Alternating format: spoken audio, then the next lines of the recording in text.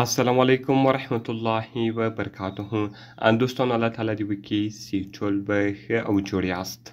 دوستانو که چیرې ستاسو موبایل ریم کم وي او تاسو غواړئ چې د خپل موبایل ریم مو زیات کړئ، نو دوستانو دغه به تاسو څنګه زیاتوئ؟ په دغه ویډیو کې به زه تاسو ته دغه طریقه درښیم.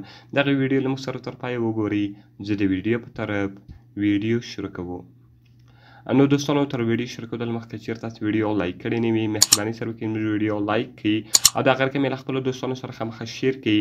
او که چیرې تاسو زموږ چینل نه وي سبسکرایب کړی، نو مهرباني سره وکړئ زموږ چینل درسره سبسکرایب کړئ. دوستانو دې لپاره به تر ټولو مخکې تاسو په خپل موبایل کې یو اپلیکیشن ډاونلوډ کړئ. دغه اپلیکیشن لینک ما تاسو ته د ویډیو په ډسکرپشن کې درکړې ده. تاسو ډېر په اسانۍ سره کولی شئ چې دغه اپلیکیشن له هغه ځای څخه ډاونلوډ کړئ. نو دوستانو کله چې دغه اپلیکیشن تاسو ته خلاص شو، دغه رقم ګوره دوستانو په کریټ کې تاسو کولی شئ چې د موبایل ریم زیات کړئ.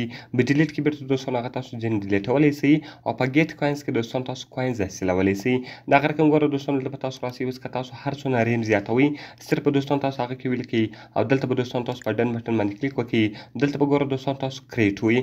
کله چې ګوره دوستانو دغه تاسو کریټ کړئ، دغه به ستاسو موبایل کې ایډ شي او بیا به ستاسو موبایل ریم زیات وي. دلته ګوره دوستانو تاسو په یس بټن باندې کلیک وکړئ او دلته به ګوره دوستانو تاسو یس ووایئ. دلته به دغه ستاسو په موبایل کې ایډ شي. ګوره دوستانو هغه سکسسفولي کریټډ شو، نو دلته به دوستانو تاسو په اوکې بټن باندې کلیک وکړئ. اوس هغه 4% زما په موبایل کې ریم زیات شو. نو ګوره دوستانو اوس هغه 4% زما په موبایل کې زیات شو. اوس تاسو ډېر په اسانه طریقه سره کولی شئ چې د خپل موبایل ریم مو زیات کړئ. نو دوستانو په دغه طریقه سره تاسو کولی شئ چې د موبایل ریم زیات کړئ بغیر روټېدا. نو ستاسو موبایل روټ هم نه وي او تاسو د موبایل ریم ډېر په اسانه طریقه سره زیاتولی شئ. نو کوم ویډیو خوښ شوي وي، ویډیو خامخا سره لایک کړئ، له خپلو دوستانو سره خامخا شیر کړئ او د دغه رقم نورو ښایسته ویډیوګانو لپاره زموږ چینل خامخا سبسکرایب کړئ، ځکه په دغه چینل کې موږ ستاسو لپاره هره ورځ د هغه رقم ښایسته ویډیوګانې اپلوډوو. نو دوستانو په دعاګانو کې مې یاد ساتئ.